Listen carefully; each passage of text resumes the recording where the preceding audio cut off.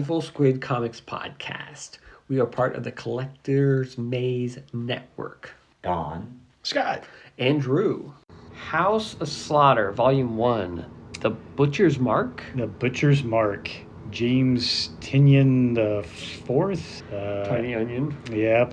And Tate Bromball both contributed with the story. I imagine James Tynion is probably, laying out the basics. And Tate Bromball scripting it. Yeah. Yep, exactly. I guess it does say script by. illustrated by Chris Sheehan? I'm not familiar, but you guys probably are. Nope, never even heard of him. Nope. I think this is like his first real job. Colored by Miguel Muerto. Yeah, we didn't talk about colors. Okay.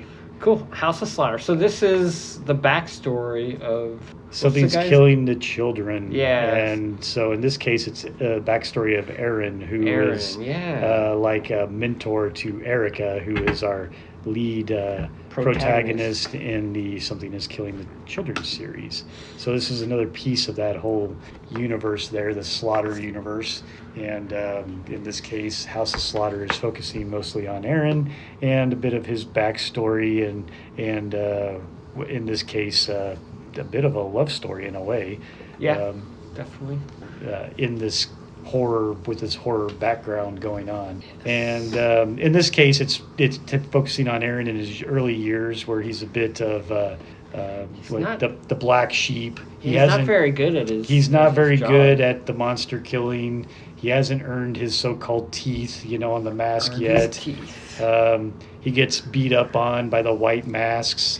And, so are they House of Slaughter too? They're House of Slaughter as well, but there's a different. There's black masks and white masks. There's the black masks and the white masks, but they have like different responsibilities, if I remember right. Oh.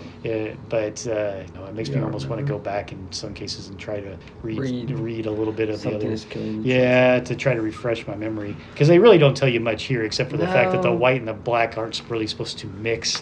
And they seem to be taught by different resources. And there is a certain, I feel, that the black masks are maybe get the dirty work, where the white masks are the cleanup crew, I feel like. So. Yeah, they do an interesting job of not really explaining anything, hoping you pick everything up through context clues or whatever. I would agree with that. Which it's trying is not both good and bad, but in this case, it's kind of annoying at some point. It's like, just come out and explain it, man. Just tell me how it is. Well, I do realize that. I think in the case of this, I wonder if somebody that has not read Something is Killing the Children could just jump on with this. Oh, I don't think so. I know. I mean, maybe a little bit, but I think you'd be missing a lot of... I think you'd be missing a lot of backstory or context with what's going on. So. I mean, at its basis, like I said, there's a little bit of a love story here going on. If you just focus on, a young kid that's a bit of an outcast and finds somebody, and then there's a conflict between houses. It's almost Romeo and Juliet-ish, in a way, where the two of them then have to face off and fight each other. There is a basic story here, but to get some of the stuff as it's going through, why do these people picking on him? What is going on between these instructors? Why is this guy so intent on killing this other person? And the backstories of that. I think if you pick this up cold, you'd be pretty confused. I do feel like that is the case, and I think that's okay, because it is a spin-off book. It is a spin-off book, but it's just rather interesting. There again, the little what of them, totems or whatever that they have, they don't really explain much, but I guess you get the gist of the fact that they're housing some type of monsters that these in this case kids are having with them, but But yeah, so there's not much explanation there. Is hoping that you already understand, I think, a little bit of this world. With Aaron himself, like we mentioned before, he's a bit of the outcast. Somebody shows up from a different house because his house got destroyed by the House of Slaughter, he believes. And he comes from, was it the Butcher, I think, house? The Butcher house. Yes, and he's like the last remaining member, and they're picking him up into the House of Slaughter and going through all the other initiation things that need to happen in order for him to be a true member of the house and part of the family. And he's already elevated to the White Mask, or he's part of the White Mask side, and they're going then to try to earn their teeth, and which means that they have to go kill a certain monster.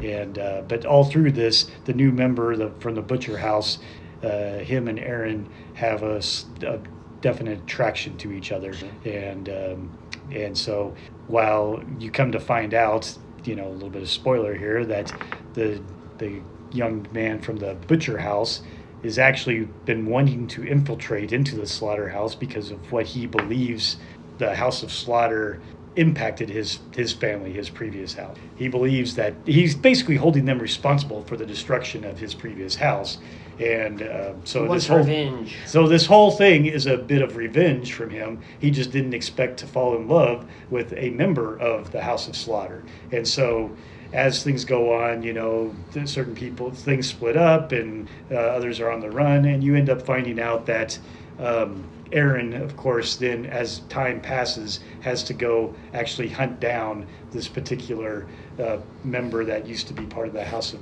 He's got to go try to kill him, and so there's a face-off at the and some other surprises that happen in there. I don't know too much there because I don't think you really need. The overall gist of it is it's a fairly simple love story. Conflicts between houses, but you need to have that knowledge. I feel like to fully appreciate it, you got to have some knowledge of something is killing the children. But on the flip side, I do feel like it's very well written, especially if you have that knowledge. I feel like if you like something is killing the children, this adds to it. It's not as good, but I feel like it does expand that universe. And overall, I personally enjoyed it. I don't like it as much as something that's killing the children, but I think part of that is the fact of the characters that are in it. I think Erica is interesting. That's right. Erica is a great leading lady. Aaron is not quite as interesting. Yeah. It's kind of his origin story a little bit. Yeah. So. Is he still even alive? That's what I was thinking. I think he. Yeah, I thought he got killed in the first arc, but maybe I'm wrong. So it's interesting how they leave it because it's kind of like on a cliffhanger. So I'm curious how that plays out with the fact that. Yeah. I don't know, but it was okay. I probably liked it more than yourself. Get them dollars, right? Do little spin-offs. There you go. Get some other people to crank out some CDs, collect checks. Okay. Right? It's not bad. Art-wise? Art was fine. Solid? It didn't blow me away, but it was serviceable. It's very workmanlike. Got the job done. I would agree with that. I felt like it was good. It has a certain... It has the same feel as Something's Killing Me. Yeah, exactly right. It's a similar style. Similar style, a bit darker. Kind of what I almost want to say scratchy, yeah. Scratchy. I think the monsters though are well done, much like Something is Killing the Children. Yeah. So there wasn't much action. Not a lot of action. You are right. I mean, there's different things going around. There is that one part. Wow, where that one thing is going around, and so body parts are flying, and there is parts where I don't know. There's a lot of fighting around, but it doesn't feel like it's prolonged fights. Sure. It's these little bitty, just quick hits. A lot of jumping around though between the so-called current line and the past, which in some cases could get a little screwy. And reading on the iPad, this particular one was weird because of the fact that they didn't know how to do the double page spreads. God, it's exactly right. So most of them figured that out. But, like the other one we read figured it out. Like this one here, right here. Sometimes I catch it, and other times I wouldn't until I get down here and go, what? This something feels like, oh hell, I missed the. Fact that it's a double page spread. Okay, yeah. Yeah, no, most of them don't. I don't know why Booms. Yeah. So So. All right, cool. But overall, I enjoyed it.